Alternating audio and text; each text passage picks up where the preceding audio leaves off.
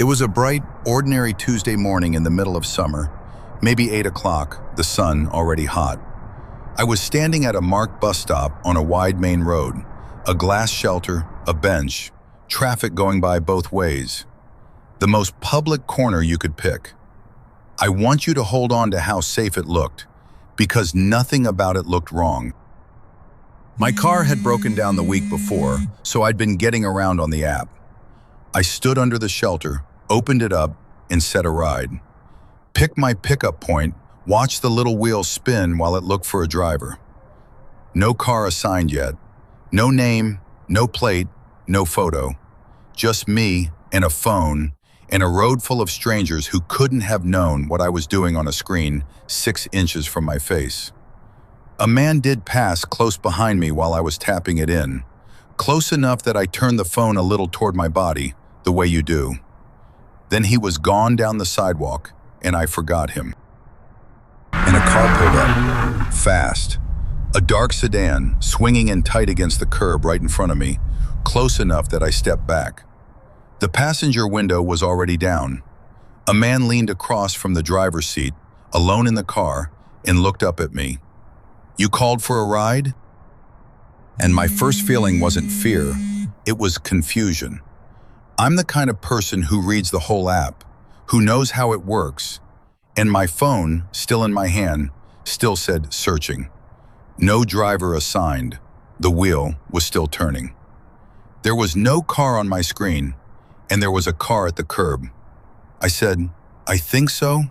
Hang on, it hasn't matched me yet." He didn't wait for it to match. He held up his own phone, screen toward me, a rideshare app open on it. And I made myself actually look at it. There was no trip on it. No pickup pin, no passenger name, no route. Just the driver home screen, the one that says you're online and waiting. He was showing me a phone with no ride on it to prove he had one. "Yeah, that's you," he said. "Get in, I've got the numb time after." And he reached across and pushed the passenger door open from the inside. It swung out toward me over the curb, not unlocked, opened. An open car door is a very loud thing when you didn't touch it. I took a step back without deciding to. "What's the name on the trip?" I said, just to buy a second. And he said my name. My first name, easy, like he was reading it. And for one cold second, I almost got in because he knew it, until I remembered that my name is the one thing the app shows a driver the instant he accepts. Except no driver had accepted. My screen still said, searching. So where was he reading it from? He couldn't have my name off a trip that didn't exist, which left one place he could have gotten it. Close enough, long enough to have watched me set the whole thing up. To have stood near that shelter or sat in that car down the block, watching the screen in my hands the entire time. "I'm just gonna wait for mine," I said, and I stepped back up onto the curb, into the open, near the shelter where 2 other people stood, toward witnesses. His face didn't change. No anger, no confusion. None of the "lady, I'm just trying to do my job" that a real driver gives you. He just watched me move away, the way you watch a thing slip the line a half inch before it's set. And the second both my feet were on the sidewalk, the instant I was clearly not getting in, he sat back up straight behind the wheel. "Oh," he said flat, already looking forward through the windshield. "You called a lift. My bad." And the car was moving before the door even shut, the open door swinging closed on its own as he pulled out. He didn't ask which app. He didn't check a phone. He had an exit line ready for the exact moment I refused. I stood there with my own phone still going in my hand. And 4 seconds after his taillights merged into traffic, it buzzed. Matched. A name I'd never heard. A photo of a stranger. A silver hatchback, license plate 6 minutes away. My real driver. My real driver was 6 minutes out, hadn't even been picked yet while I'd been standing at that window. The one already at the curb hadn't come early. He'd come before there was anyone to be early. When the real one came, I got in, and I asked her, careful, like it was nothing, whether the app ever sends 2 drivers or reassigns, anything like that. She gave me a strange look in the mirror. No, 1 trip, 1 driver. You'd see the swap on your screen. There is no version of that app where a car arrives before it's been assigned to you. There's no glitch that puts a stranger at your curb in the gap before the system even knows who's coming. I think about it every time the wheel spins now. That little gap between "find me a ride" and a name on the screen. I used to think of it as nothing, dead air, the app working. Now I know it's the most exposed I get all day. Already decided to get in a stranger's car, just waiting to be told which one. Because that morning, the first one to the curb wasn't a driver at all.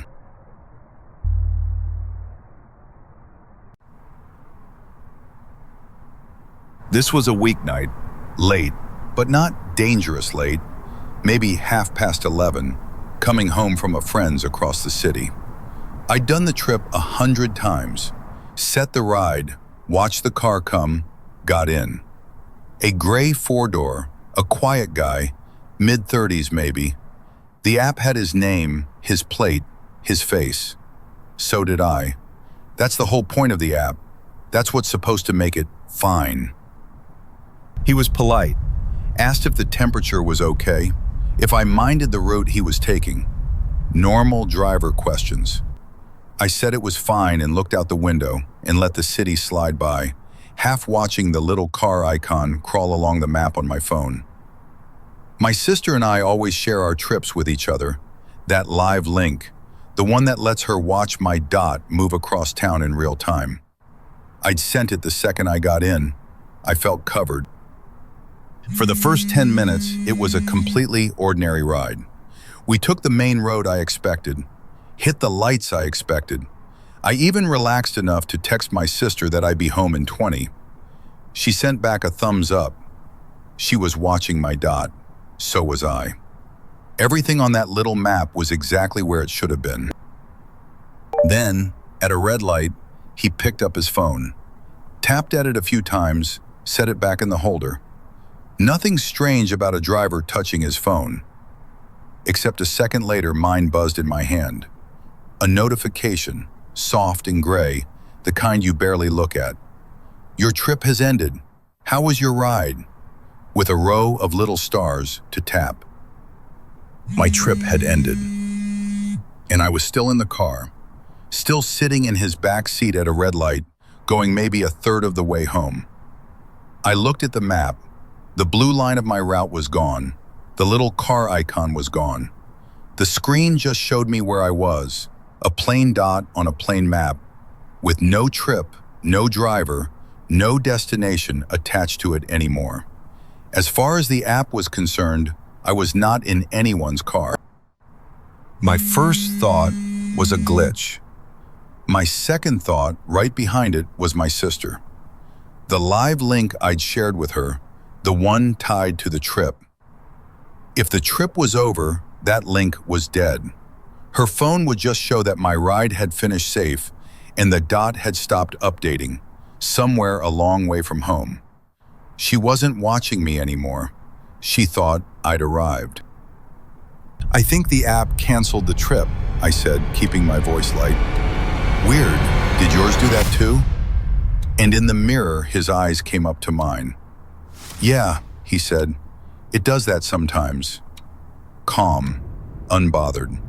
And he did not pull over, and he did not restart it, and he did not seem to care at all that the meter, the record, the entire reason a stranger's car is supposed to be safe, had just quietly switched off. He kept driving. And about a block later, he changed lanes. Not toward home. He drifted us off the main road onto a smaller one, the kind with no lights and long fences and businesses shut for the night. Shortcut, he said before I asked. Avoids the construction. There was no construction. I had come this way 100 times. He was taking us somewhere the map no longer had any reason to follow. I want to be honest about what I did because it wasn't brave. I didn't scream or grab the door. I very quietly opened my messages and started typing to my sister, low against my leg, screen dimmed. The street name, the fact the trip had ended early, the make of the car, because the app had stopped keeping the record, so I was trying to become the record, building by hand the trail he had just deleted. He watched me do it in the mirror. Not all of it, just a flick of the eyes, down to my lap, back to the road. And he said, easy as anything, you can put the seatbelt back on, it's not much further. I hadn't taken my seatbelt off. He wasn't talking about the belt. He was telling me, gently, that he could see my hands and that he'd noticed they were busy. I tried the door. Not to jump, we were doing 40, just to know. My thumb found the lock in the handle, and the door did not move. Child locks. The back doors of his car would not open from the inside. A thing a parent uses to keep a kid safe is the exact same thing that turns a back seat into a box. And he'd had it on since before I got in. So now I knew all of it at once. The trip canceled, so there was no live route and no shared link. The deviation onto a dark road with a lie about why. The child locks on, set before I ever stepped in. None of those three things is an accident, and none of them is the start of anything. They're the last steps. They're what you do after you've decided, in the quiet minutes before you turn off the main road. So I lied, loud and bright and certain. I said, oh, actually, can you just drop me at the gas station up here on the left? My dad's meeting me. He's already there. He texts me if I'm even 5 minutes late. A gas station I could see lit up ahead. A dad who did not exist. I said it the way you say a true thing, and I watched his eyes in the mirror to see if a waiting father changed the map. For a second, nothing. Then he smiled. In the mirror. At me. And it was the worst part of the whole night because it wasn't an angry smile or a caught smile. It was a small, flat, patient smile. The kind that doesn't reach anything.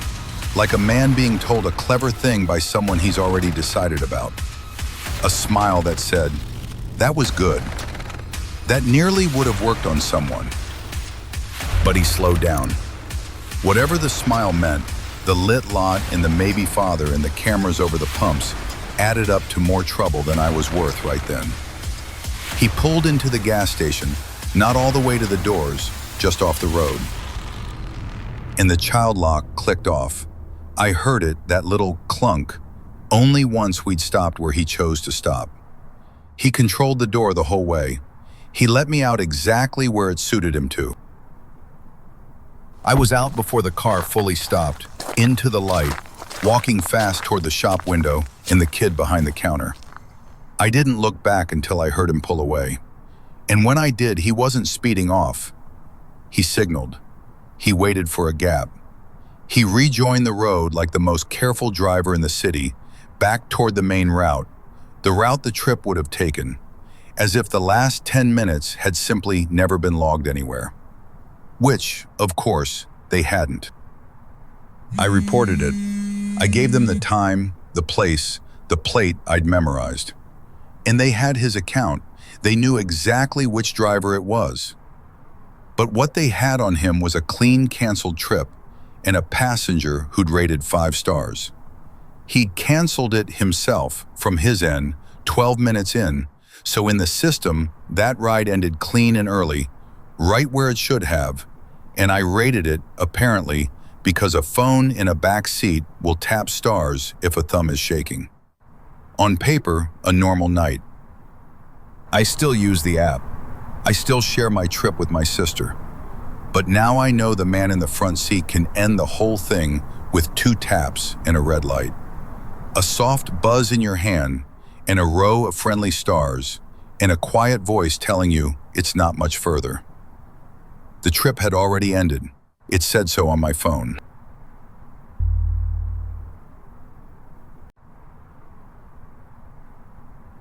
I was 24 and completely alone in a city I'd never been to before. In for one night, for a show. A band I'd loved for years was playing a venue across the country, and I'd flown out by myself to see them. No friends in town, no one expecting me anywhere. I felt very grown up about it, right up until the part I'm going to tell you. I took a ride from my hotel to the venue. When he was close, the app pin must have been off, because a line came through the trip chat, just a number, "Call me, I can't see you." So I called it from my own phone and waved him down. 30 seconds. I thought nothing of it. Young guy driving, friendly, talkative in the way that makes a trip go fast. And his questions were all the normal ones at first. Was I here for the show? Did I know the city? First time? All by yourself? And I answered them all, easy, because they're the questions anyone asks on a 15-minute drive. Yes, no, first time, just me. I gave him every one of those answers without once hearing them the way he must have. Alone, out of town, nobody waiting, new here. To me, it was small talk. To him, it was a form being filled out. By the time he pulled up at the venue, he knew more about how unprotected I was than anyone else in that entire city did. And I'd handed it to him to be polite. At the curb before I got out, he said, light, like an afterthought, that the show would let out late and rides would be a nightmare. He'd be around. He could swing back and grab me after, free, no app, just to help me out. I said thanks, but I just booked one. He smiled and said, sure, and I shut the door and forgot about him inside of a minute. I genuinely thought he was being kind. I walked into the show. I did not think about him again until my phone rang. It rang during the opening act. A number I didn't know, local area code. I let it go. It rang again and again. On the fourth one, I stepped into the hallway by the bathrooms and answered, and it was him. Hey, it's your driver from earlier. I'm outside. I'm like 5 minutes out. Just wait for me after, okay? Don't book anything. Friendly, certain, as if we'd agreed on something I knew we hadn't. I said, no, really, I'm all set. Please don't wait. And I hung up and my stomach went cold. Because the app is supposed to mask your number. Driver and rider only ever connect through its relay. Your real number is never on his screen. Except mine was. Because at pickup I'd called his cell from my own phone to wave him down. And the moment you do that, your caller ID is just sitting in his call log. Can't see you, call me, hadn't been him lost. It was the one move that pulls a stranger's real number out of a system built to hide it. I'd handed it to him in the first minute to be helpful and never thought about it again. He called 4 more times during the set, different tones each time. I'm here. Where are you? I'll wait, just tell me which door. Then a text. Wait for me, 5 minutes. I stopped reading them. I put the phone in my pocket and tried to stand in the middle of the densest part of the crowd, surrounded by people, telling myself a parking lot full of strangers was the safest place I could be. And for most of the night, it was. When the show ended, I did not go out the main doors. I'd watched the crowd pour toward them all night, and I went the other way, found a side exit, came out onto a quieter street along the flank of the building.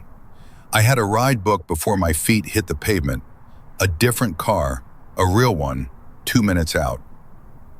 And I stood pressed into a doorway in the dark, watching for it, thinking I'd been smart, thinking I'd slipped him. That's when I saw the car. Not his, at least not the one he'd driven me in. A gray car, moving slow along the front of the venue where the crowd was thickest, windows down. And it was full. I counted heads as it passed under a light. 4 of them, maybe 5, young men packed in, and the car was not leaving.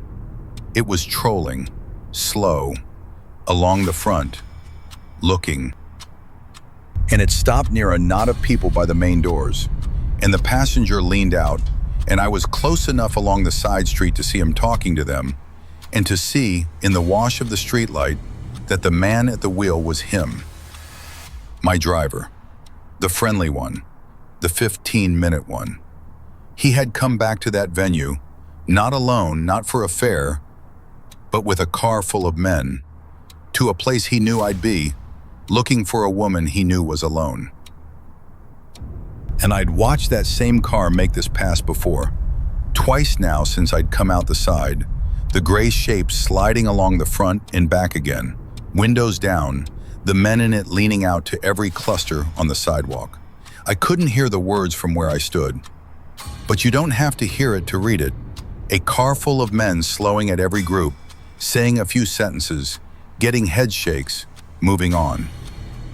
They were asking the crowd for someone, working a street full of strangers, knot by knot, to find the one person out front who'd come with no one. And I already knew who that was. He'd taken my number off the trip. He'd seen what I was wearing in his mirror, all of it. My face from the seat behind him, my whole defenselessness. And then he'd gone and gotten 4 more men and brought them back to spend that information on the one night I was findable.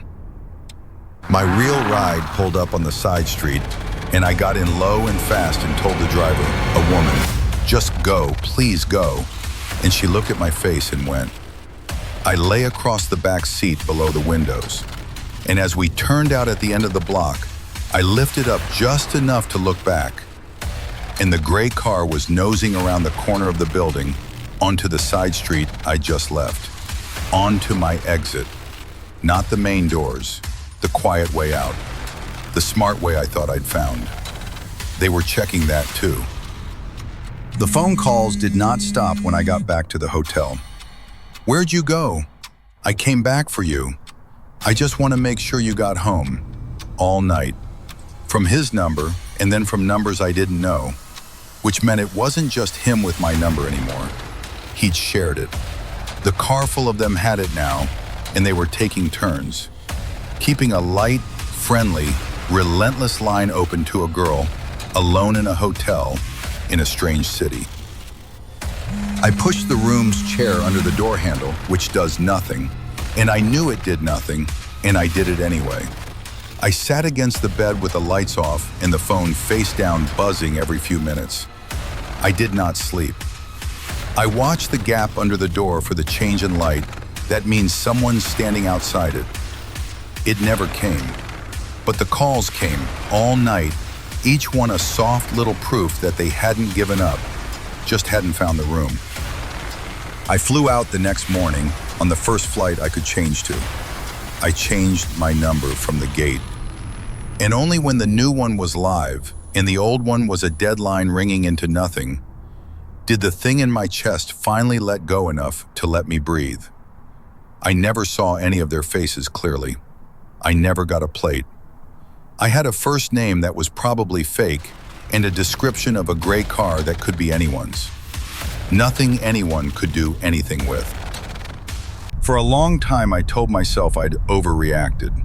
A pushy driver, a coincidence of a busy car, lonely guys at a show. I tried every version that let me keep flying places alone, and every version broke on the same fact. He saved a number the app told him he couldn't keep, and came back with 4 more men to a place I never told him I'd still be. The dangerous part was the safe part, the well-lit, app-booked 15 minutes you're not supposed to have to think about. He didn't trick me into anything, he just listened, and I tipped him at the end. I don't take the first friendly driver anymore. Whatever a stranger in a car wants to know about me, where I'm from, who's waiting, how the night ends, I give him a version with people in it. A brother at the venue, a friend who texts, "I build the company I don't have." So if you ever fly somewhere by yourself, into a city that doesn't know your name, and a kind young man in a clean car asks if it's your first time and whether anyone's waiting up for you, tell him someone is. Be boring, be covered, be a person not worth a second trip. So wherever you land tonight, stranger and alone, be expected. And let's never meet. 3 rides. A man at a bright morning curb who was your car before any real driver could be. A quiet trip across town that erased itself 2 taps at a time. And a friendly young driver who listened to 15 minutes of small talk and came back with 4 more. All of it through the app. All of it through the little blue dot that's supposed to mean safe. So before you close the tab, ask yourself the quiet question.